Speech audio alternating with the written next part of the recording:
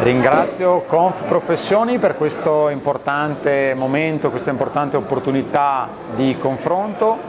E per chi come me, che sono sì professionista, sono ingegnere iscritto all'Ordine di Verona, ma anche mi candido a rappresentare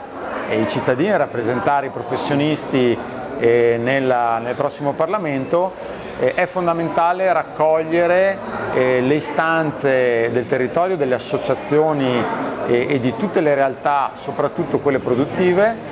per capire e per portare avanti quelle che sono le istanze di miglioramento, perché il nostro obiettivo è quello di facilitare il più possibile chi lavora, di liberare energie,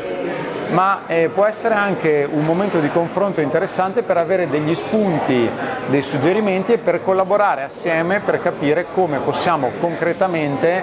migliorare il nostro Paese con tutto il suo impianto legislativo. Sappiamo che ci aspetta un momento sicuramente non semplice. Usciti dal Covid ci ritroviamo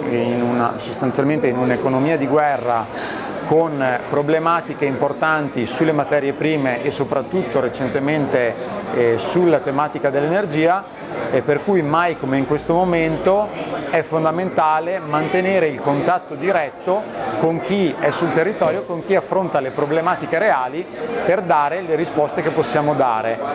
nel breve termine. Nel lungo termine dobbiamo costruire insieme quella che sarà la visione dell'Italia del futuro.